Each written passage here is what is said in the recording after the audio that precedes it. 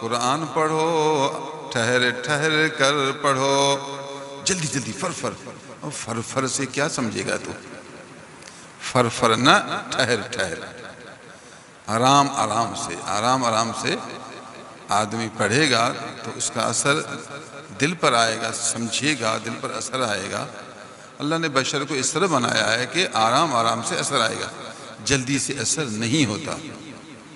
لوگوں کی عادت ہے، پھر کہتے جی میں نے بس 5 منٹ میں پورا پارہ پڑھ دیا۔ یہ تیرا کمال نہیں ہے، سمجھ کر پارہ پڑھ لیا، یہ تیرا کمال ہے۔ پڑھتے ہوئے اثر لیتا رہا، کبھی آ کر ایک آیت پر رک گیا، پھر رونا شروع کیا، اللہ مجھے اپنی بے فرمانی سے بچا، دوزخ سے بچا۔ جنت کا ذکر ہے، اللہ تعالیٰ مجھے جنت نصیب فرما، اپنی عبادت کی توفیق نصیب فرما۔ ٹھہر کر پھر رک کر اللہ تعالیٰ سے باتیں بھی کرتے رہو، مناجات کرتے رہو، اثر لیتے رہو۔ کبھی کبھار نبی کریم صلی اللہ علیہ وسلم رات کو نفل پڑھتے تھے، ایک آیت کو ساری رات پڑھتے تھے، بس ایک آیت میں جو مزہ آیا اسی ایک آیت کو پڑھتے رہے۔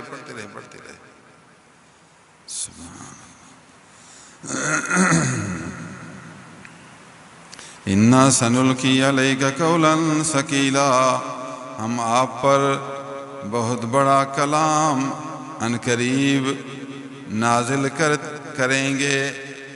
یہ جو قرآن نہیں ہے، چونکہ یہ ابتدائی صورت میں سے ہے، اے میرے حبیب اٹھو جاگو، اللہ کی عبادت کرو، آپ کے اوپر اللہ کا کلام نازل ہوگا۔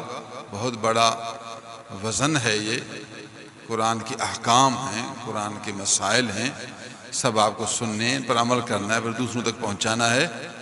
تو ابھی آپ جاگو اور قرآن مجید پڑھو، اللہ تعالیٰ سے مشہور رہو، سارا بوجھ اٹھاؤ۔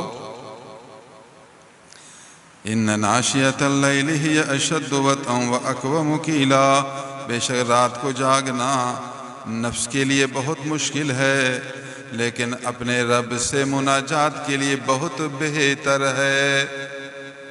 رات کو جاگنا نفس کو تکلیف پہنچے گی، جتنا نفس کو تکلیف پہنچے گی اتنا یہ حجاب اٹھ جائے گا، اپنے مالک سے زیادہ رابطہ ہوگا تو قرب زیادہ ملے گا۔ نفس کا مارنا اچھا اور دل کا یار سے سنوارنا اچھا۔ نفس مارنا بھی اچھا کام ہے، دل یار سے ملانا بھی اچھا کام ہے، تو یہ دونوں کام رات کے وقت میں بہتر ہیں۔